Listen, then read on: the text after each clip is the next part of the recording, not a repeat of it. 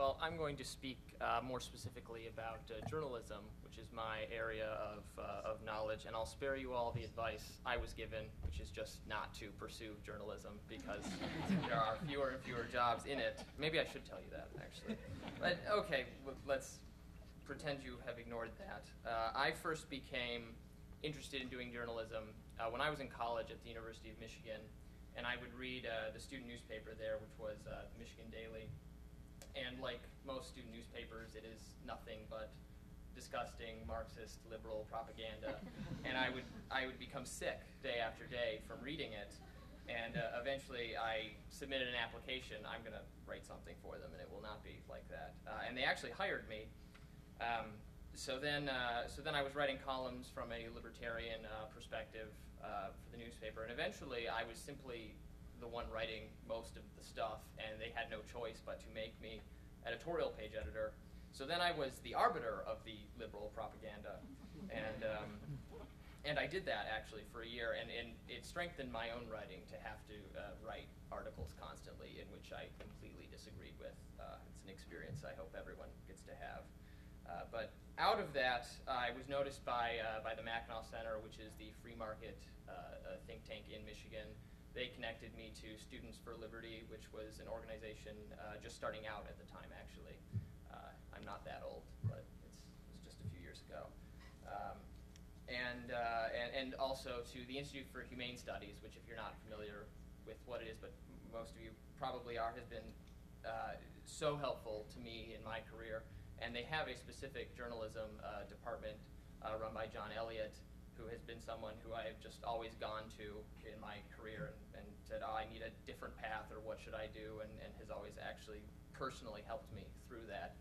So there are people, there is a network who can, if you're thinking, I don't know what internships I should do, I don't even know if I want this job, where should I live, what should I do, there are people who can answer these questions or can help you answer them at least. So after college, through IHS, I did many of the programs that have been mentioned, KSFP, CAP, Liberty at Work, but here in DC, and the IHS journalism program, and I was at places like, I was actually an intern at Reason for a little while, and the Goldwater Institute in Arizona, and also the Student Free Press Association, which is also a mentor organization.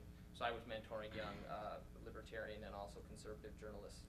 So that's another network like IHS, which you should get to know. And I was covering higher education for them, as they have a news website. And I've sort of developed education and higher education reporting as my niche. And this is a very important thing to do if you want to be a professional journalist, is to find something that you can write about well, that you like, and that is not being covered really well on like a national scale. And higher ed, I still feel that is not covered that much. So reporting on those issues, and just being out of college myself, I knew something about the climate on campuses.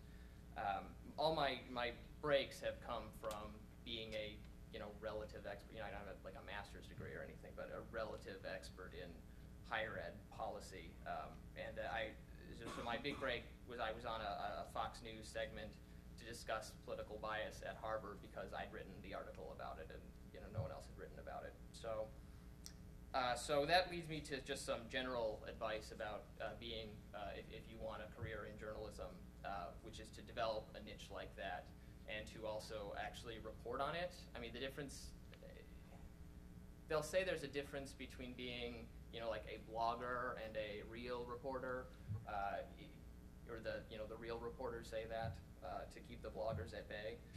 But it really just takes doing actual reporting and calling people and sending emails and making contacts. People prefer writing that is informed with actual quotes from sources. And also to hone the craft of writing, and this is important even if you're not a journalist, but if you write more frequently. It's something people are naturally better at, but everyone will get better as a writer if they do it more frequently. And also to be, and again this applies to everything, to have something, I'll call it, to be courageously opportunistic, which means this sort of policy, journalism, libertarian, win, win the battle. It's not for the timid, because you're not getting into a regular career where you're going to have the same job and slowly make more money for 20 or 50 or however many years. I've taken so many different paths, and people have been there to help me. But you have to have an awareness and a desire to promote yourself. I mean, I don't just write on a daily basis. I have to pitch my articles to editors. I have to pitch my written articles to other media places that I hope will pick them up. And you have to be like, my reporting is the best reporting. You would be lucky to have my story in your paper. That sort of attitude of confidence. So if you don't have that, try to develop it, I guess. And that does matter, again, like I said, no matter what your path is. So there's a lot of people to help you with IHS, the Student Free Press Association that I mentioned, the broader network of SFL and Cato and all these organizations. But you have to actually do the work and have the faith that the ideas are worth spreading and that you are an effective advocate.